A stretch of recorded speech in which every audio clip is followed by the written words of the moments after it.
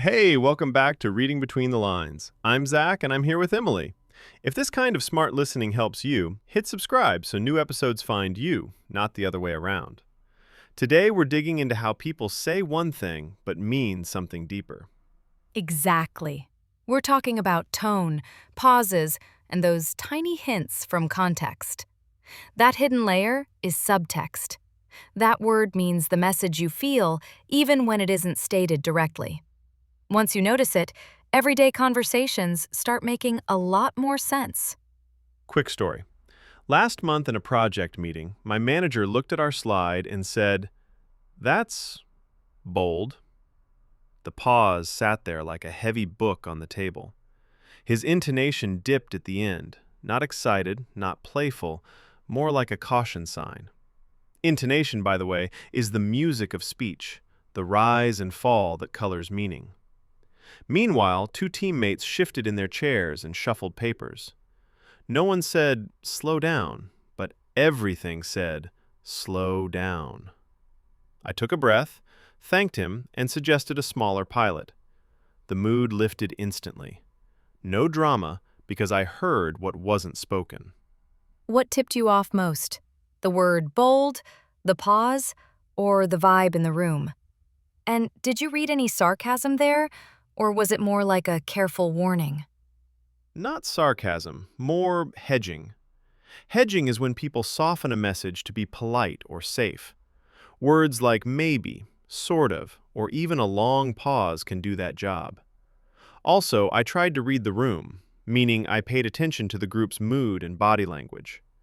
When the energy goes tight and quiet, it can signal, "Proceed carefully." That reminds me of a coffee cart in London. I asked for an extra hot oat latte, and the barista said, "Interesting," with a tight smile and a falling tone. In British understatement, interesting can mean not ideal. The context cues were obvious: long line, one barista, a broken steam wand. I rephrased and asked for a regular latte. Boom. Smooth service, happy vibes. Listening to tone plus situation saved us both time. Quick recap.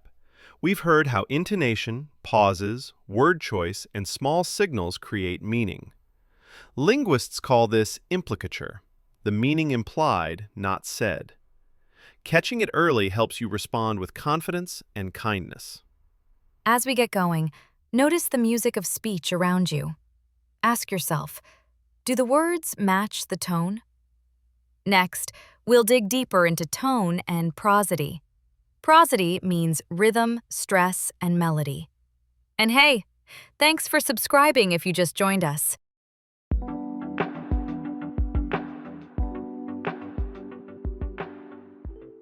Okay, tone time. Let's get into how intonation and prosody quietly carry meaning. Prosody is the rhythm, stress, and melody of speech, the music behind the words. If you hear the music, you can hear the message beneath the surface. A rideshare story popped into my head. I asked the driver, "Is it okay if we take the side streets?" He said, "Yeah, sure." But it was flat, almost no rise, very clipped at the end. Clipped means short and cut off. No smile in the voice, no bounce. The words said yes, but the intonation said, "I'd rather not." I changed to the main route, and instantly his tone warmed. That tiny shift told me everything. I love that. A flat or falling tone on a polite phrase can signal reluctance. And when someone draws out a vowel, like sure, it can signal sarcasm or playful doubt. It's wild how vowel length and pitch shape emotion without changing any words. Have you noticed uptalk in meetings? Uptalk is when sentences end with a rising pitch, like a question. It can show uncertainty, but sometimes it's just a regional habit. How do you read it? I listen for patterns. One rise, maybe habit. A series of rises on important points, that might be uncertainty. Last week, a client said, "We could launch next week." Rise, rise, pause. I heard caution. I slowed my voice on purpose. Steady, low, no rush, and replied, "Let's confirm timelines today."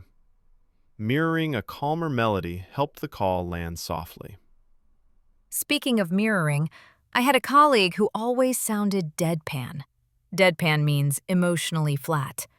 He said, "That went well," after a demo, but the stress fell hard at the end and the rhythm felt heavy. I asked, "Did anything worry you?" He relaxed and explained two real concerns. If I'd taken the words alone, I'd have missed his true meaning. Quick recap. Tone points to attitude. Intonation shapes intention. Prosody blends rhythm, stress, and pitch. Together, they carry subtext, the hidden layer of meaning. Here's a tiny listening trick. Mute the words in your mind and hum the melody you hear. Rising then falling? Even and flat? That hum is the emotional map. I do this on voicemail, no transcript needed, just melody and pauses.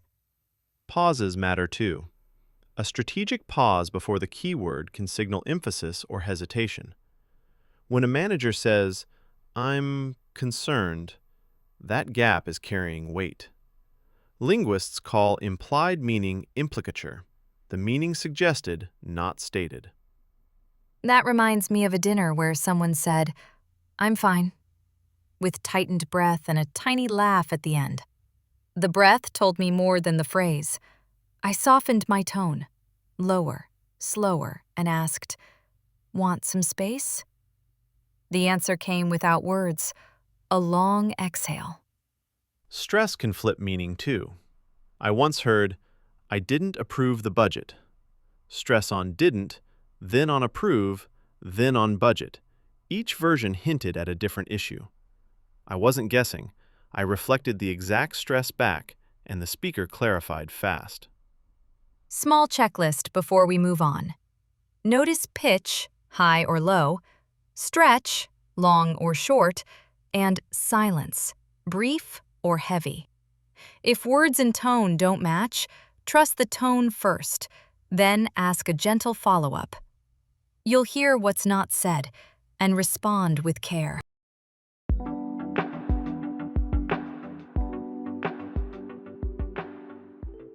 Let's dig into discourse markers and hedging, the tiny signals that guide meaning. Discourse markers are little words like so, well, right, and anyway that organize talk and show direction. Hedging is softening what you say with words like maybe, sort of, kind of, might, a bit, or just. Together, they don't change the main message, but they shape the temperature of the message, how strong, how polite, how final it feels. Quick story. In a design review, I opened with, "So, quick thought," then, "Well, the homepage is kind of heavy." Those little starters were me being careful, inviting, not attacking. I added, "Maybe we shift the hero image." The designer nodded and said, "Right, we could trim it." Then our manager said, "Actually, we have to keep the product shot." That one word, actually, flipped the direction. Subtext, the plan is fixed. I ended with, "Anyway, let's test what we can." I hear two layers there, collaboration and constraint. Actually is a contrast marker. It quietly means, here comes the correction. And those softer phrases were doing face-saving and mitigation. Face-saving means protecting someone's social image. Mitigation means reducing the impact of a message. Did you follow up with a direct ask after that? I did. Well bought me time. Kind of and a bit kept the tone gentle. Might kept options open. Then I shifted. Which elements must stay? That moved us from hedging to clarity. Markers are useful, but at some point, the room needs a clear question. The answer was simple. Keep the product shot, lighten the text. Done. That reminds me of a roommate chat. He started with, "So, about the dishes," then paused. "I might have friends over." And finally, "Maybe we can keep the sink clear?" No commands, just hedges plus a gentle marker. I answered with, "Right, I'll load them after dinner, and I'll set a timer." The real request arrived at the end, but the soft start kept our friendship comfortable.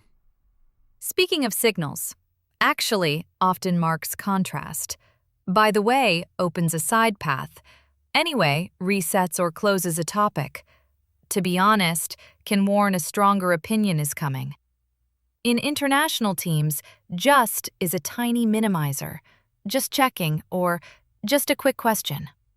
It can sound polite, but too many justs can weaken urgency or hide your main ask.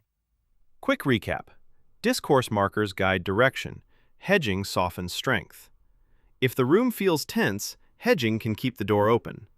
If things are stuck, shift from soft signals to a clean question. Who, what, by when. Email taught me this.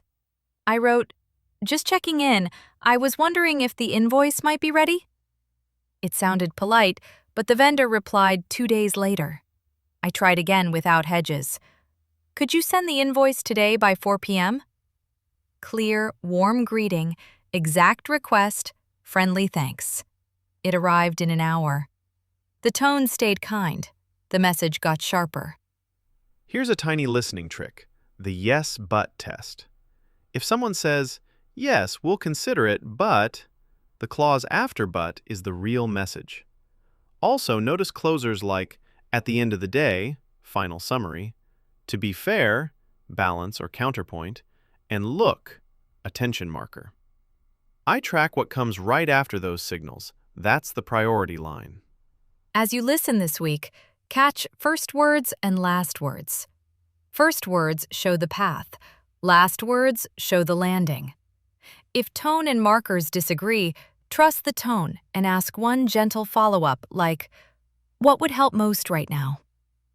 Next up, we'll shift to irony and understatement, the trickier cousins of subtext.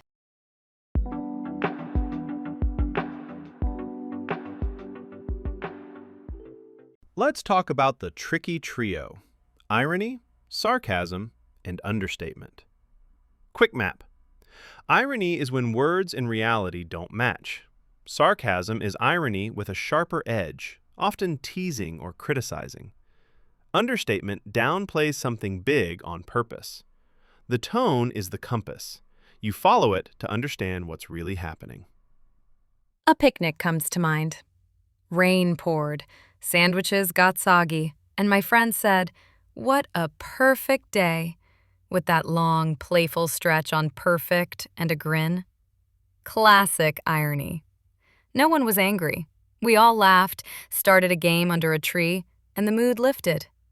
The musical cue in the voice told us it was light, not bitter. Sarcasm, though, can cut. I once sent a late report and got an email, "Fantastic timing," with 3 dots. The ellipsis plus the situation sounded sharp. Instead of replying defensively, I called and said, "I hear frustration. I own the delay. Here's the fix." The tone on the phone softened, and the sarcasm turned into a real plan. Speaking of that, understatement can be polite, especially in the UK. My neighbor walked into a freezing hallway and said, "It's a bit chilly," with a tiny laugh. Translation: the heating was broken. Understatement keeps social harmony while still asking for action. He didn't push. He signaled. We grabbed extra heaters and called the landlord. Deadpan delivery, emotionally flat, complicates things. A deadpan "great job" can be sincere if the context is genuinely good, or sarcastic if the timing is bad. I check 3 cues: the situation, the micropause before the key word, and whether their next action supports the words. Action often tells the truth. Here are soft clues for sarcasm. Exaggerated stress on one word. Drawn-out vowels. Amazing. A quick scoff in the breath, or a compliment that lands right after a mistake. None of these prove sarcasm alone, but together they point in that direction. I messed this up at dinner once. A friend arrived late and I said, "Nice of you to join us," with a tight smile and a flat tone. He winced. I heard my own voice and realized it sounded like a jab. I apologized, shifted to a warmer tone, and asked if everything was okay. Intention matters, but impact is what people feel. Text and chat add extra risk. No tone, no eyebrows. If I write something playful, I add a tiny context line, kidding about the traffic, or a friendly emoji. When I receive a line that feels sharp, I do a gentle check. Just to make sure I'm reading this right. Are you being ironic or serious? That one sentence clears the fog fast. Quick recap. Irony equals contrast. Sarcasm equals contrast with a bite. Understatement equals polite softening. Trust tone and timing, then confirm meaning if stakes are high. A kind question protects relationships and keeps the message accurate. And a fun example of understatement before we move on? I landed in New York during a snowstorm, and the taxi driver said, "The roads are a little busy," while we crawled for 2 hours. I laughed, thanked him for the safe drive, and tipped well. Sometimes the softest words carry the clearest message.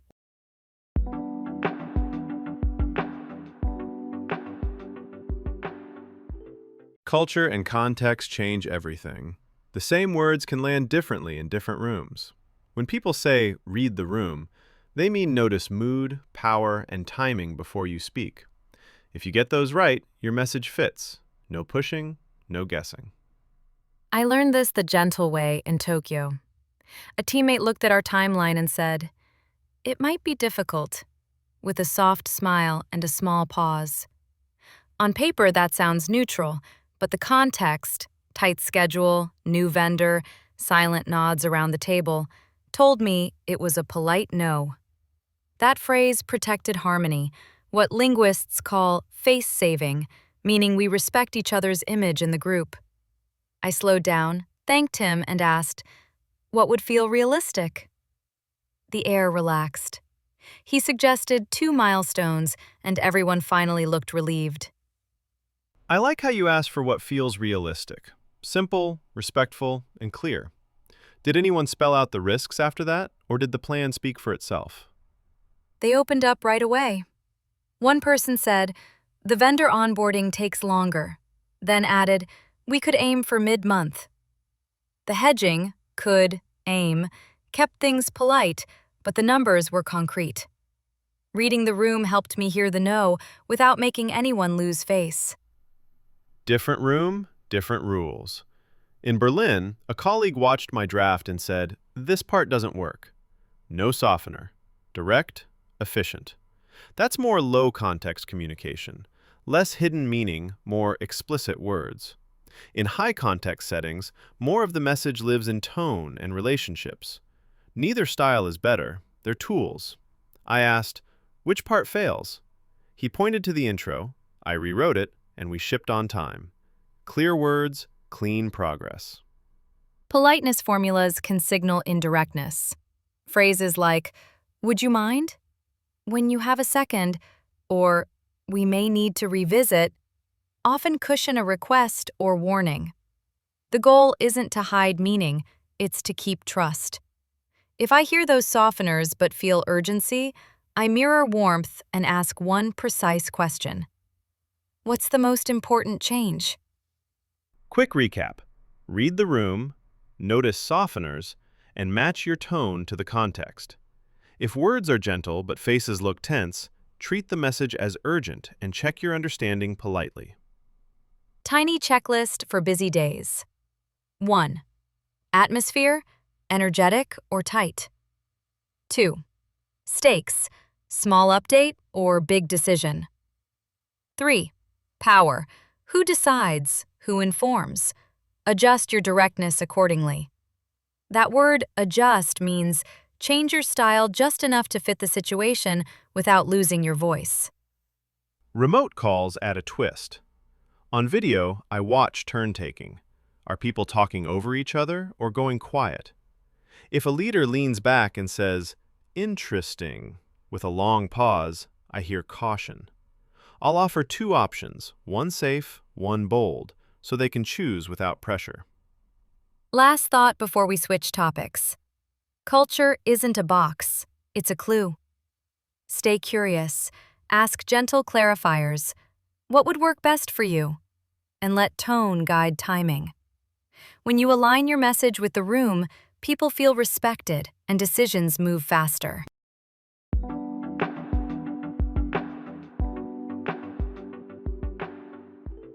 Time for our active listening lab, practical moves we actually use. I like fast, simple habits that fit into real life. Think of this as tuning your ears so you catch meaning early, before a conversation drifts off course. My go-to is the two-pass listen. First pass. I only hear the gist. Gist means main idea. Second pass. I track tone. I even tag it with one word in my notes. Cautious, excited, uncertain. That tiny label helps me respond better. I do a melody check on voice messages. I play 10 seconds and hum the pitch pattern, rising, steady, or falling. No words, just sound. If my hum feels tense, I slow my next sentence on purpose. That small tempo change calms the room. Speaking of tempo, I watch back channels, little signals like, yeah, or right. They show presence. If the other person gives flat back channels, I assume I'm talking too fast or too long, and I pause. Calibrate is the word. Adjust to fit. Quick story. I once misread an email that said, "We're close," with no emoji, short lines, and a midday send. I feared a no. On the call, I used a readback question. So the priority is accuracy over speed, right? Readback means you summarize and check. They said, exactly. We shipped the next day, no drama. I keep a 30-second micro practice on my commute. I pick a short clip, news, a voice note, and capture 3 things. 1 feeling word, 1 keyword, 1 action verb. For example, optimistic. Timeline. Confirm. It's tiny, but it trains focus fast.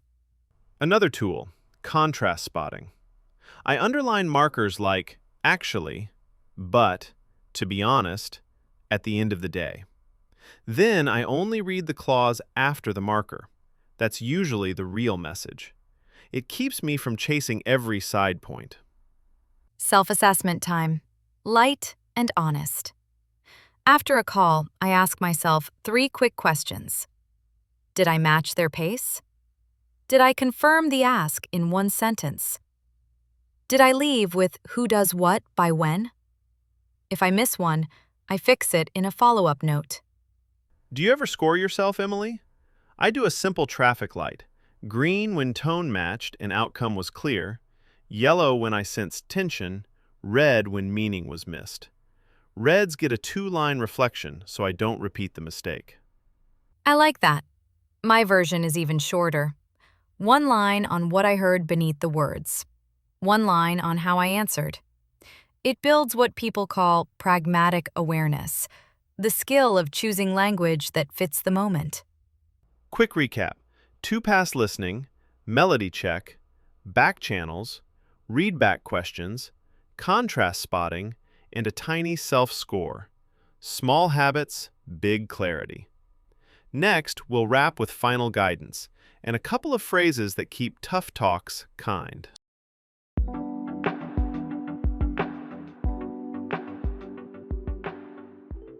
Let's land this. Today we explored tone, intonation, prosody, discourse markers and hedging, irony and understatement, plus culture and context, and a few tiny habits to hear meaning early. What sticks for you most, Emily? The big one for me is this. When words and tone disagree, trust the tone first, then check gently. Gentle doesn't mean weak. It means respectful and clear, so people feel safe to answer honestly. My go-to closing moves are 3 small questions I actually use. What would help most right now? Am I hearing that X matters more than Y? And is this urgent or can it wait until tomorrow? Clean, kind, and specific. I add 2 supportive lines when a room feels tense. I'm happy to go slower or faster. And if I'm off, please point me in the right direction. Off here means slightly wrong in understanding or tone. For wrap-ups, I do a 10-second traffic light check. Green, tone matched, decision clear. Yellow, some tension, send one clarifying sentence. Red, meaning missed, own it, ask one focused question and propose a next step. Mini challenge for the week. After one conversation a day, write 3 notes. 1 tone label, 1 marker you heard, actually, anyway, to be fair, and what it really meant. 3 lines only. Label, marker, meaning. When emotions run high, I hum the melody in my head before I reply. If it feels sharp, I lower my pitch and slow my pace. Tone first, words second, then clarify with one honest question. Quick recap. Listen for the music of speech. Notice contrast words. Read the room. Mirror pace. And confirm who does what by when. Small habits, steady results. Conversation by conversation. If this helped you hear subtext more clearly, share the episode with a friend who loves language. Drop a comment about a moment you heard meaning beyond words. We'd love to learn from your stories. Thanks for spending time with us today. Take care of your ears, keep your questions kind, and let tone guide you home. See you in the next one.